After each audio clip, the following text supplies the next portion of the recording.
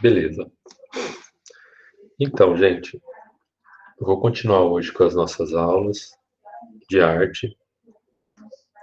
O que eu vou apresentar para vocês hoje é mais a história da arte de novo, né? Mais uma continuação. A gente está vindo lá já desde dos Neandertais, lá desde o Neolítico, na nossa caminhada aí por entender o que é a arte.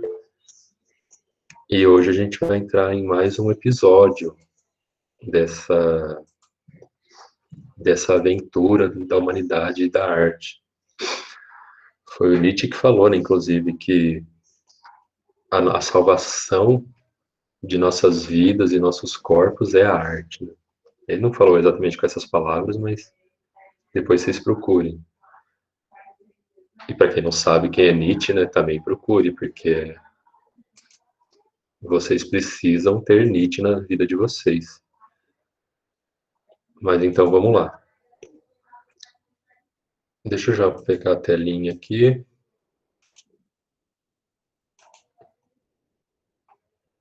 Apresentar uma janela.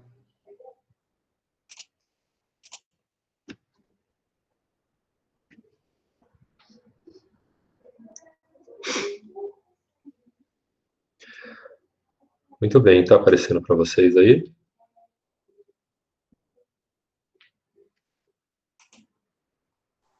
Sim. Sim. Vocês estão vendo um prédio, estilo Sim. clássico. Beleza. Esse prédio, pessoal, ele é um prédio no estilo clássico. Ok, vou começar com eles porque é mais fácil eu fazer uma comparação de estilos, né, de artes para vocês. Mas antes disso ainda, deixa eu falar um pouquinho do contexto histórico, né? Lembra que a gente estava lá no Renascimento, a gente estava num período em que estava entrando muito dinheiro na Europa, graças ao melhor, na Itália, né, mais precisamente, graças àquele intercâmbio que estava tendo com os países mais do leste asiático e países ali do Oriente, do que hoje a gente conhece como Oriente Médio, né? Estava tendo esse intercâmbio, estava ressurgindo os conhecimentos dos gregos, estava a Igreja Católica estava recebendo, né? Estava ganhando muito dinheiro com isso também, e a ambição dela, que foi a queda dela, né?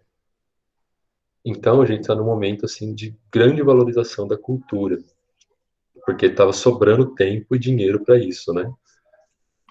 E graças a essa valorização, ou melhor, essa valorização, ela estava muito mais ligada à religião, porque a Igreja Católica ainda era a grande recebedora de obras de arte, grande patrocinadora, né?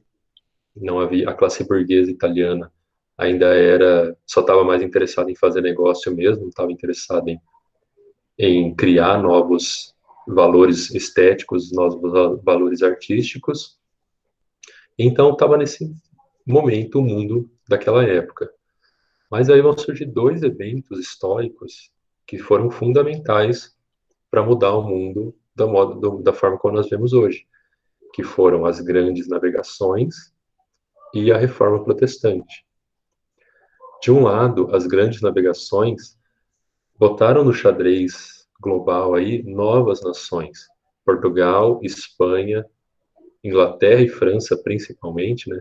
Teve outros países também, mas esses quatro principalmente, se tornam agora os canais pelos quais entra o dinheiro na Europa. Até então a Itália era a senhora absoluta disso, né? Agora não. Agora Portugal, Espanha, França e Inglaterra, com as suas colônias também nas Américas, né? Principalmente Portugal e Espanha, e Portugal também ainda fazendo o seu caminho em volta da África, né? Para chegar na Índia, para chegar no leste asiático. Então, de repente, começa a entrar muito dinheiro nesses países. Esses países se tornam assim muito ricos. É como tipo a vida inteira a sua família viveu assim com um salário mínimo, do nada, você começa a receber 10 salários mínimos. Você não sabe o que fazer com o dinheiro. E era muito dinheiro. As Américas foram responsáveis por toda a descoberta das Américas, né, e a exploração sem fim das Américas levou o mundo ao que ele é hoje e levou a Europa, né, ao que ela é hoje. Mas então há um deslocamento da economia da Itália para o leste asiático, para o leste europeu, para o oeste europeu, perdão, para o oeste europeu. Por outro lado, graças à sanha da Igreja Católica, o Martinho Lutero vai fazer o movimento da Reforma Protestante, de protestar contra a Igreja. E isso vai crescer também de uma forma que não vai ser só ele criticando. Como agora tem muito dinheiro em jogo, né? Então grandes reis, grandes nobres também vão se voltar contra a Igreja e vão criar ou seguir as suas próprias formas de religião, baseado no protestantismo, né? Então a igreja também vai perder muita força nessa época. Ao mesmo tempo, enquanto está surgindo enquanto está entrando esse dinheiro e aproveitando ainda o conhecimento já adquirido, na Europa vai começar a se desenvolver um pensamento científico, né? Que até então não havia. Vai começar a se desenvolver, se questionar os dogmas antigos, vai começar a se questionar se realmente, até onde é a influência de Deus, até onde o homem domina certa natureza ou não. Várias ciências vão ter seus inícios nessa época. Por exemplo, o Galileu Galilei, famoso criador do heliocentrismo, né, que na verdade não criou nada, ele só relembrou o que os gregos já sabiam 2.500 anos, né, antes, que a Terra era redonda, e atualmente tem gente esquecendo isso, né, vai ter que ser lembrada de novo depois. Quem mais? O Francis Bacon também é desse século. A gente está falando aí num período que vai aí do final do século XVI, a partir de 1560, mais ou menos, né? A Reforma Protestante aconteceu em 1520 e vai até mais ou menos o meio do século XVIII, 1700 e alguma coisa. Isso na Europa, ok? Então, nesse século XVII, a gente vai ter o Francis Bacon também, que é um grande cientista e filósofo, que é o criador, é chamado, né, de o criador da ciência moderna. Vai ter o René Descartes, na França, o famoso criador, né, do slogan Penso, Logo Existo, do jargão, do clichêzão Penso, Logo Existo, né?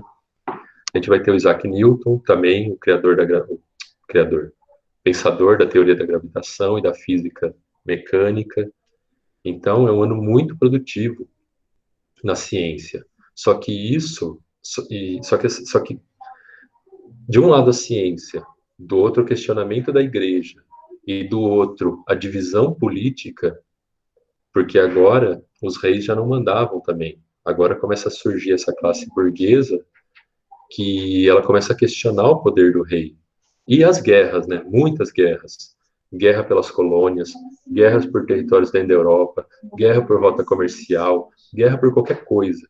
Esse monte de guerra leva a uma incerteza constante das pessoas nessa época. Ficava todo mundo assim, sem saber em quem que eu acredito agora. Não tem mais referenciais, né? Não tem mais nada certo no mundo. É uma época assim que ninguém sabe onde se agarrar. Então isso vai criar uma mentalidade diferente nas pessoas e que vai se refletir depois nas artes. Além disso, a gente tem que lembrar também, né, fundamental, no caso do Brasil, da criação de uma nova classe econômica também, que é a classe dos escravos. Sempre houve escravos, né, como eu já falei antes, na história da humanidade, o ser humano adora pisar em cima do outro, não sei por que ainda, inclusive é bizarro, né, acho que vocês viram dias atrás, acho que foi semana passada, da história da mulher na Bahia que mantinha uma empregada em estado de escravidão A mulher vivia apenas para ter comida e abrigo, e ela não podia sair do trabalho. Então é absurdo que isso aconteça até hoje, né? Mas essa classe de escravos, e a gente está falando de muitos escravos, né? Ela também vai formar uma nova classe nessa dinâmica das pessoas, das relações sociais. Então, tudo isso vai trazendo mais incerteza para esses povos, tanto na Europa como fora dela. Tudo bem até aqui? O que eu falei até agora foi para relembrar, para contextualizar vocês, né? Alguma dúvida? Querem comentar, perguntar alguma coisa?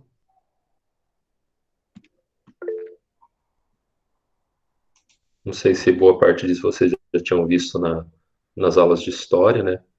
Então, acho que vocês já vão lembrar um pouco também. Também é nessa época, importante lembrar disso, que a formação da riqueza desses países da Europa não foi igual ao que aconteceu na Itália. Na Itália, a Itália sempre foi fragmentada, né, até hoje, na questão de culturas e línguas e povos, assim. Mas enquanto que na Itália a burguesia surgiu mais rápido, nos outros países, meio que já aprendendo o que tinha acontecido antes, né? Quem tomou conta dos comércios, quem foram os grandes protagonistas, foram os reis e nobres. Então aí vem como o começo da formação das nações na Europa, das grandes nações, dos grandes reinos, né? O reino da Inglaterra, o reino da Espanha, o reino da França são grandes exemplos disso. De grandes massas de terra, né? Grandes extensões territoriais sendo dominadas pelos reis. Isso só foi possível porque estava entrando dinheiro, né? Muito dinheiro, e isso permitiu criar uma estrutura governamental e o exército, né, para manter o povo acreditando que aquilo era uma nação. Muito bem. E o que tudo isso tem a ver com essa imagem desse prédio clássico aqui? Então, gente, lembra que antes tudo era certo? No Renascimento tudo era certo. Só tinha um Deus, que era o Deus católico, só tinha um governante, que era o rei. E acabou. Não tinha ninguém questionando isso. Então, as obras gregas, as obras clássicas, elas vão ter essa característica de ser diretas e serem sucintas. Não há dúvidas. E mais do que isso, as obras clássicas, elas vão ter muito mais, elas vão estar muito mais voltadas à sua funcionalidade do que a uma estética propriamente, do que a buscar impressionar ou atrair a atenção. Então, esse prédio, por exemplo, ele é um ótimo exemplo disso, porque ele tem janelinhas quadradinhas, ó, tem uma escadaria que serve unicamente para subir, para chegar até a parte de cima do prédio, as janelas servem para iluminação e ventilação, as colunas servem para sustentar esse pórtico aqui, ó, do prédio. Então não tem nada que excessivo, não tem nada assim além do que exige a funcionalidade. Vai ter no máximo esses capitéis das colunas aqui em forma de espiral. Acabou. Alguns detalhezinhos aqui e lá. Todas as obras do Renascimento, elas vão ter essa característica. Agora vocês estão vendo aí uma estátua, né, de um jogador de disco, de um atleta, e a estátua é unicamente isso. É uma estátua que representa uma pessoa jogando um disco. Acabou. Não precisa explicar mais nada. Por outro lado, também a, o Renascimento e os valores clássicos, né, eles valorizavam a representação da realidade. Isso é o que a gente estudou quando pensou nos quatro elementos, né, na perspectiva, no sombreamento, na composição e na proporção. Tudo isso era para que se criassem obras o mais realistas possíveis. A realidade tinha que ser representada, era certa. A realidade era a coisa mais certa que havia. Ok? Então, tudo isso trabalhava no clássico. Mas, com a. Cadê a imagem? Cadê a imagem? Com a... Aqui. Com o questionamento dos valores da igreja, com os questionamentos científicos, questionamentos de poder, então um novo movimento começou a surgir. Primeiro, surgiu na igreja. A igreja, assim que percebeu que estava perdendo fiéis, ela rapidamente começou a correr atrás. Foram criadas novas ordens, então os jesuítas são dessa época, né? A ordem dos jesuítas. E ordens antigas que já existiam, como a dos franciscanos e dos dominicanos, todas elas, essas três principalmente, elas começaram a trabalhar para angariar, para buscar novos fiéis. Então elas viajaram o mundo inteiro. Os trabalhos dos jesuítas, franciscanos e dominicanos na criação de gramáticas de línguas indígenas e na descrição desses povos e no aprendizado desses povos, é assim, é uma riqueza enorme que eles trouxeram para nós. E, infelizmente, né, foi tudo usado para catequizar, foi tudo usado para dizer que não, que a cultura deles era uma bosta e que só Deus resolvia. Mas, mesmo assim, o que eles conseguiram de levantamentos antropológicos, sociológicos, é fantástico. Mas, então, além disso, a igreja também estava...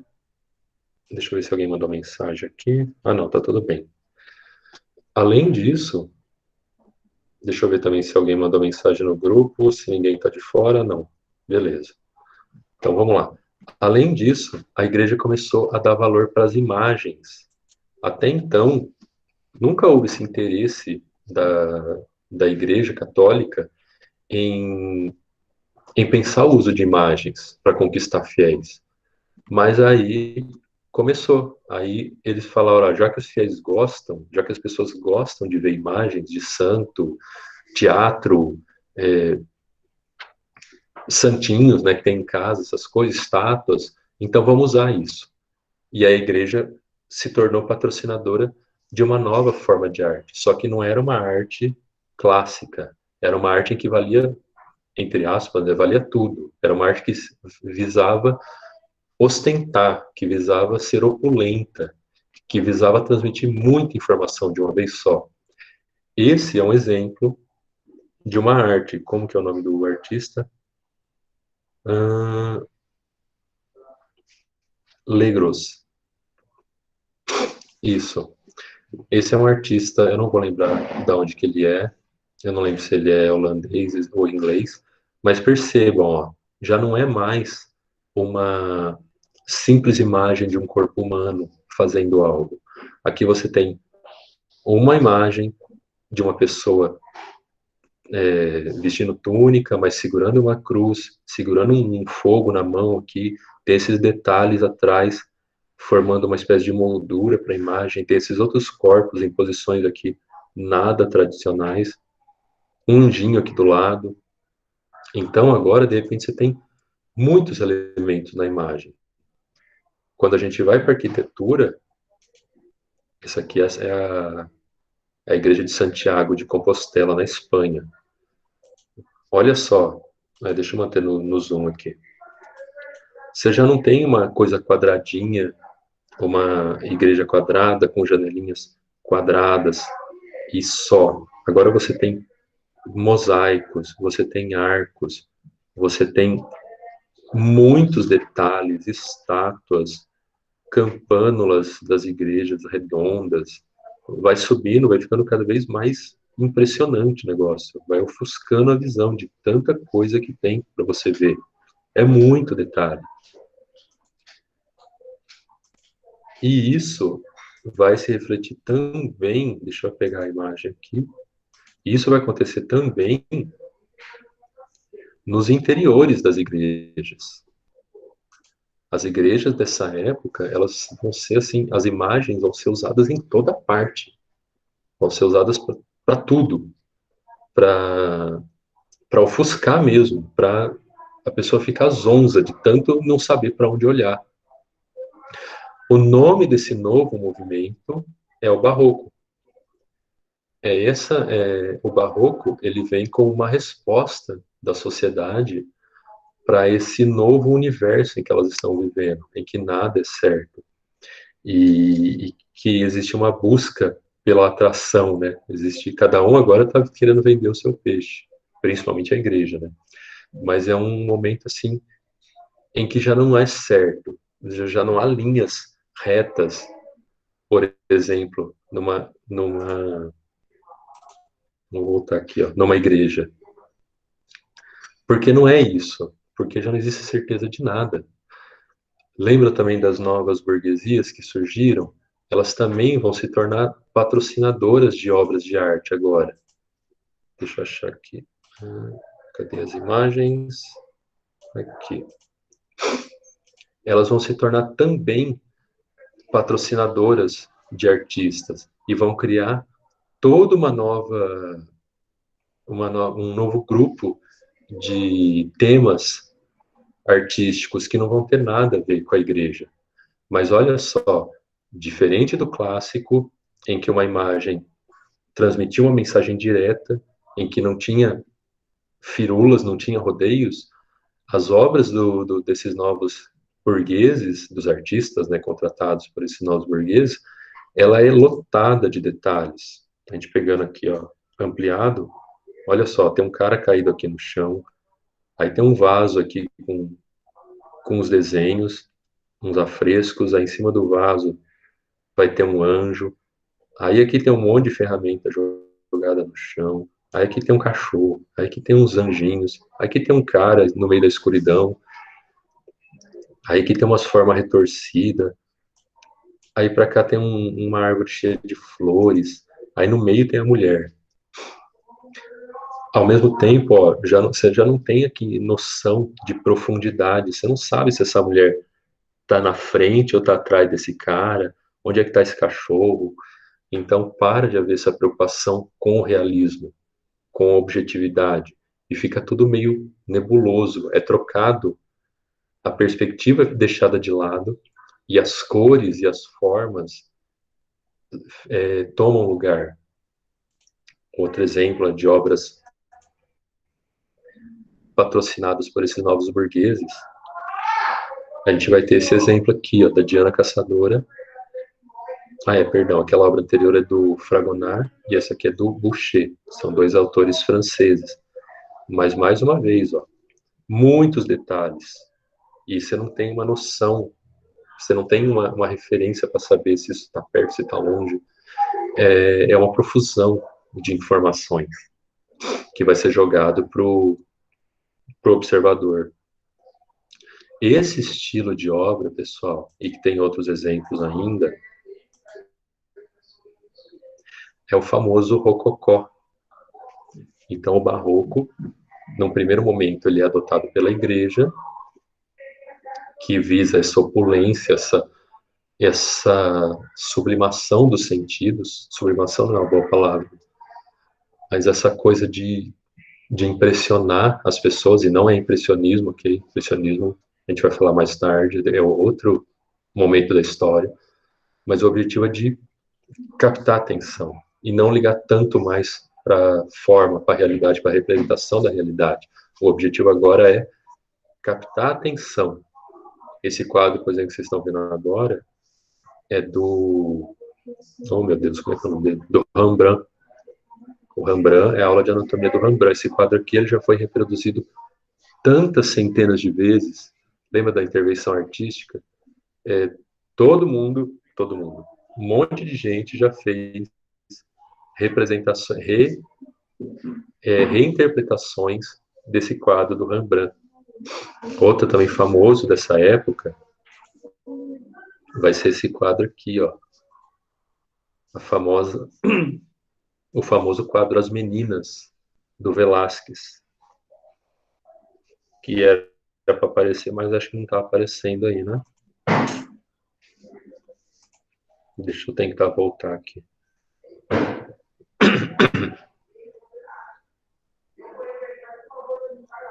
Voltou. Lembrando que a gente falava que nós falamos ainda de planos e ângulos. Ó, isso aqui é um plano geral. Um plano geral, está englobando um monte de coisa ao mesmo tempo. Se a gente for pensar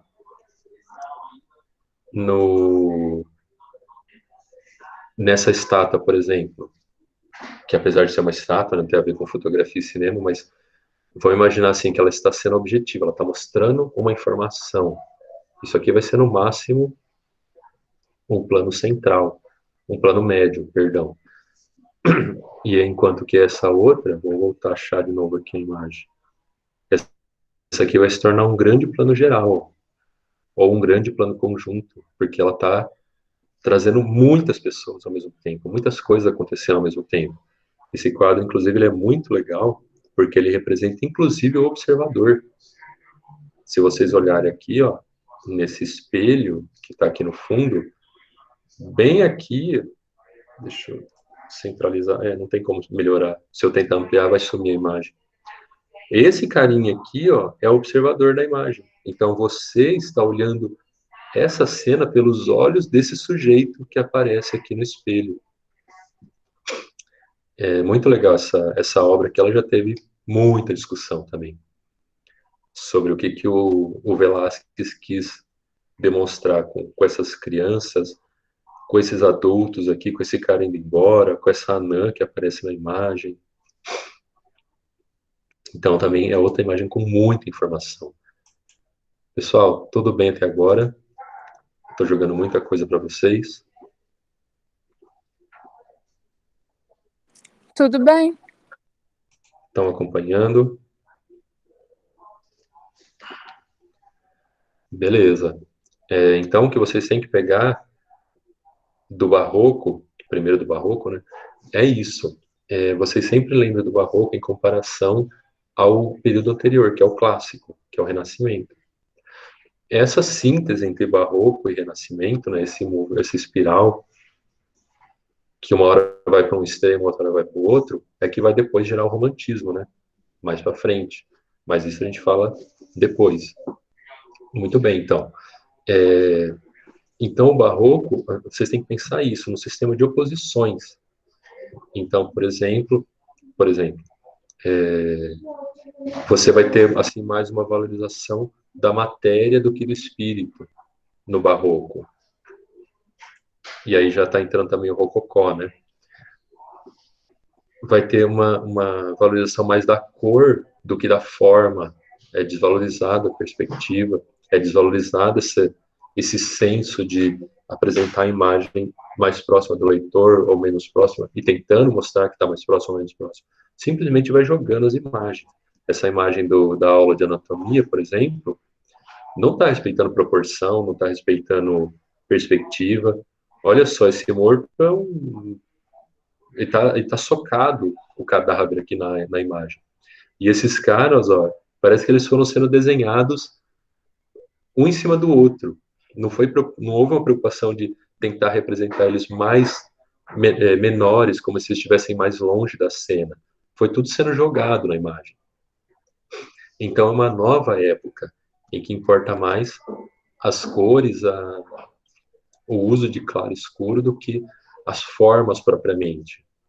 Também se valoriza mais os planos abertos do que fechados. Tudo se relativiza. Não tem mais um certo, né? Como eu falei antes. É tudo relativo. Pode ser, pode não ser. Então, essa é a grande característica do Barroco e do Rococó, que vem em seguida, em complemento não, né? Como uma vertente do Barroco. Muito bem, gente. E como é que isso se refletiu no Brasil?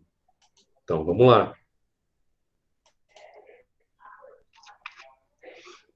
No Brasil, aliás, perdão, querem perguntar alguma coisa? Querem falar alguma coisa? Tudo bem? Eu já perguntei isso, aliás, né, faz pouco tempo, mas quiserem interromper a qualquer momento, gente, vocês podem interromper, ok? Podem perguntar. Estamos aqui para isso. Mas vamos lá. Viu? Oi? Alguém chamou. Não?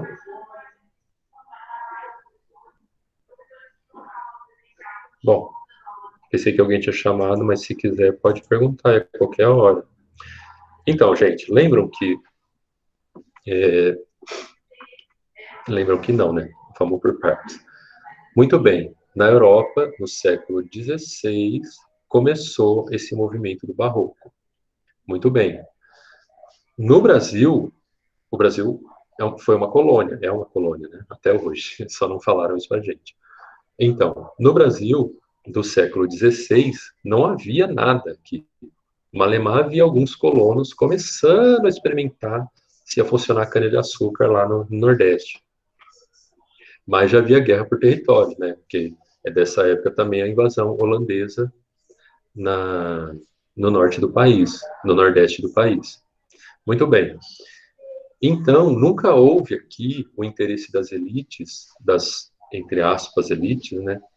Pela formação de uma academia de letras, de artes, pela formação de de uma erudição do país, né, de eruditos, de artistas. Nunca sequer houve a ideia de construir palácios que poderiam então ser, né, preenchidos com obras de arte. Nunca houve nada disso.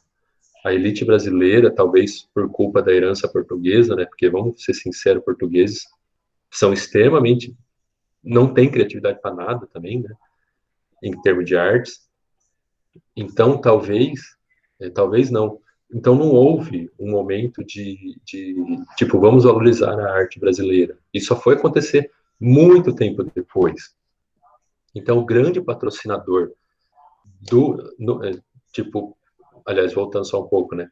Tanto é que não existe um renascimento, apesar de o renascimento já estar acontecendo na Europa, quando o Brasil foi descoberto entre aspas também, né? Apesar de o Renascimento ainda estar na Europa, ele não veio para o Brasil. Nunca houve Renascimento, artistas do Renascimento brasileiro. Ou melhor, artistas brasileiros do Renascimento. Porque não era interessante, ninguém queria saber de trazer cultura para cá.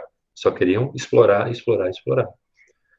Então a igreja vai se tornar a grande patrocinadora da arte no Brasil. E já que era o barroco que estava em voga na Europa, quando isso finalmente chegou no Brasil, foi o barroco que se reproduziu aqui. Então a gente vai ver o barroco nas igrejas. Essa é a igreja de Basílica do Carmo, lá no Recife, como exemplo. Ó, ela segue aquele exemplo. É claro que é um estilo diferente, né? Que depende do material que a gente usa aqui, depende das condições, da riqueza de quem está patrocinando também. Mas percebam, ó, também está cheio de detalhes, estátuas, curvas, outros pindulicários aqui nos capitéis, uma cruz toda enfeitada. Então, o barroco no Brasil, o grande patrocinador vai ser a igreja, mas os grandes artistas do barroco brasileiro serão os escravos, não serão essa elite de novo, não serão as pessoas livres, né? Vão ser os escravos. E eles é que vão levar essa arte para frente. E não à toa, a explosão do barroco no Brasil vai acontecer no começo do século XVIII, ou seja, já bem depois, né, do que acontecia na Europa, no começo do século XVIII, e em Minas Gerais, porque é quando acontece a descoberta de ouro e diamante em Minas Gerais. E essa descoberta dos metais preciosos, né, vai levar à criação de várias e várias igrejas barrocas na região do quadrilátero ferrífero ali. Essa igreja, por exemplo, para quem ainda não foi conhecê-la pessoalmente, vá, porque é muito linda, é a igreja de São Francisco, lá em Ouro Preto. Quem aqui já foi conhecer alguma dessas cidades históricas? Vocês já foram, pessoal? Já conhecem Ouro Preto, Mariana, Não. Tiradentes? Então, quem não pôde ir ainda, guarde um tempinho da sua vida aí e vá, depois que acabar, né, a quarentena, porque vale a pena. São cidades lindas, assim, lindas mesmo.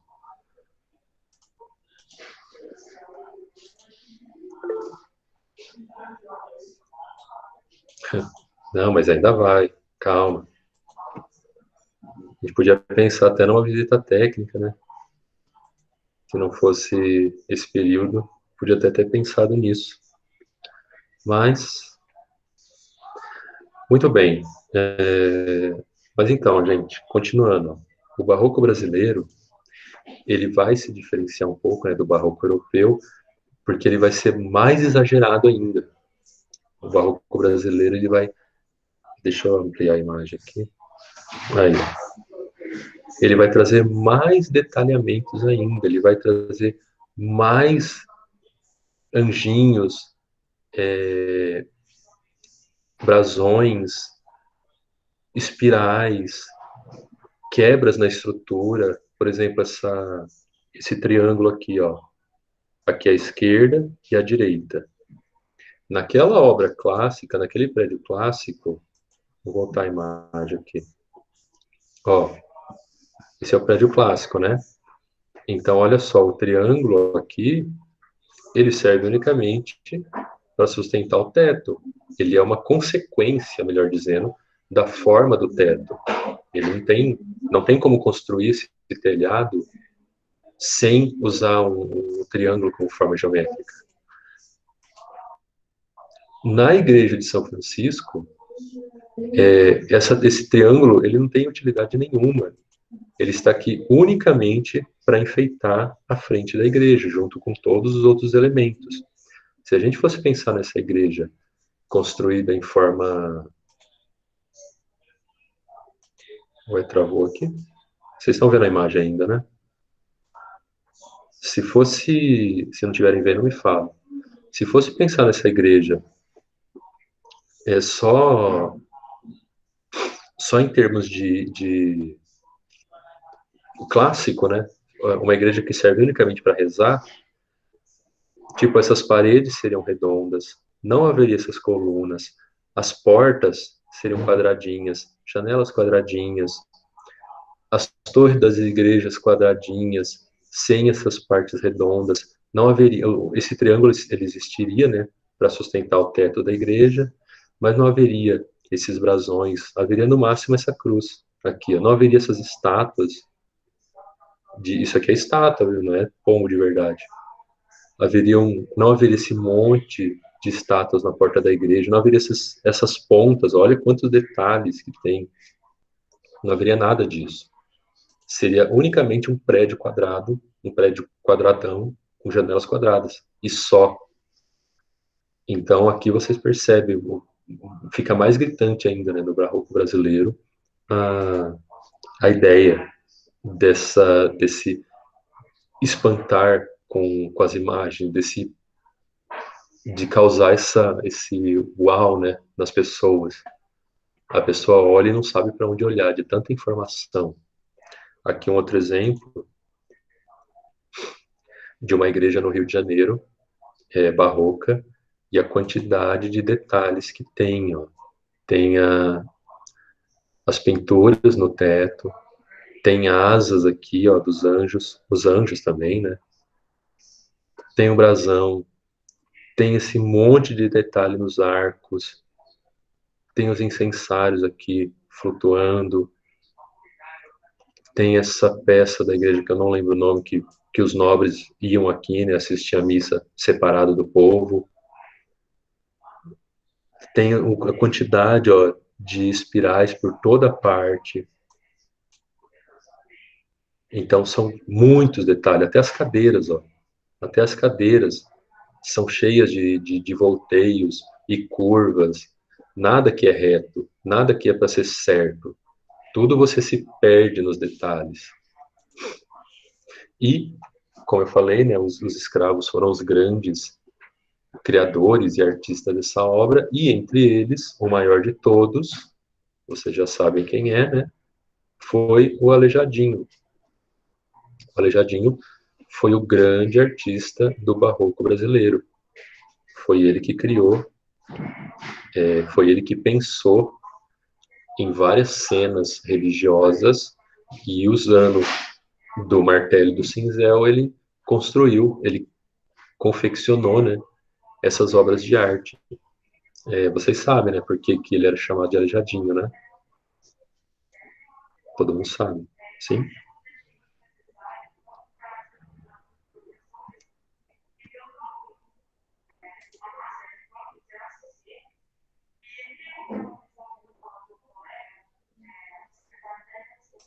Vocês ainda estão me ouvindo? Estão aí?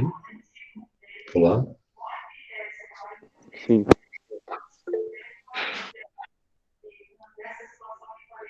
Ah, beleza. Então, vocês sabem por que que ele era chamado assim? Vocês já ouviram, né? Falar no Aleijadinho.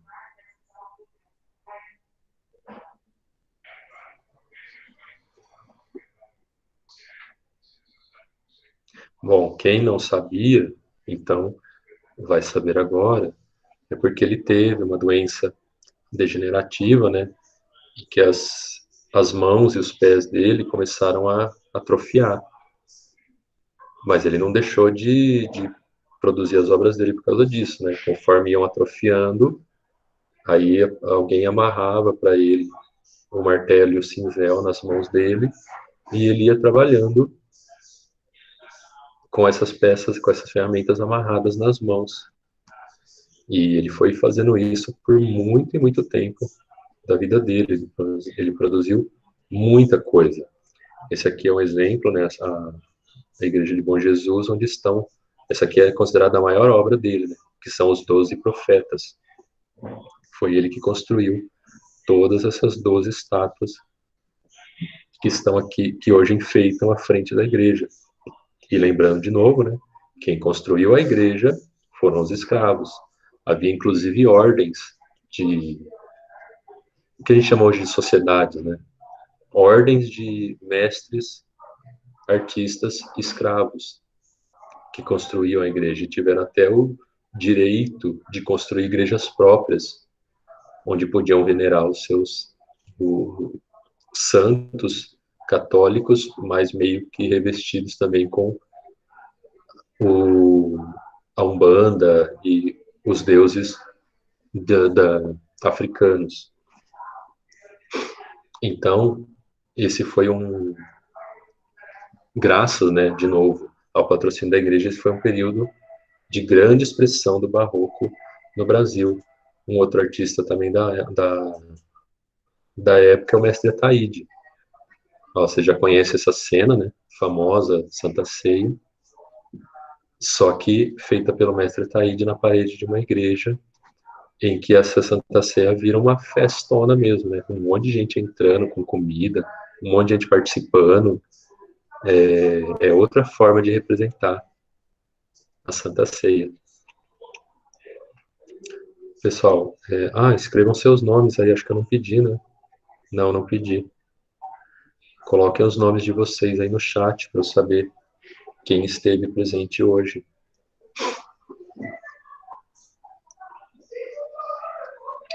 Alguma dúvida, pessoal? Querem perguntar alguma coisa? Tudo bem até aqui? Tudo bem.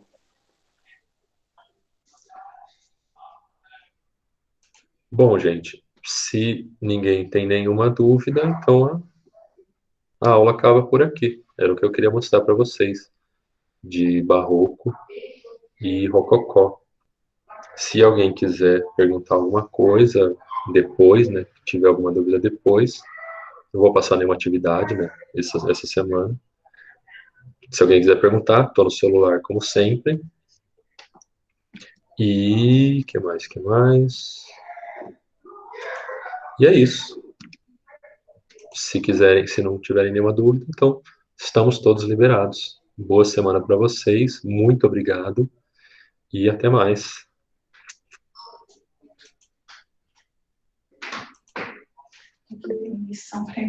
Até mais, gente. Coloquem seus nomes aí, hein?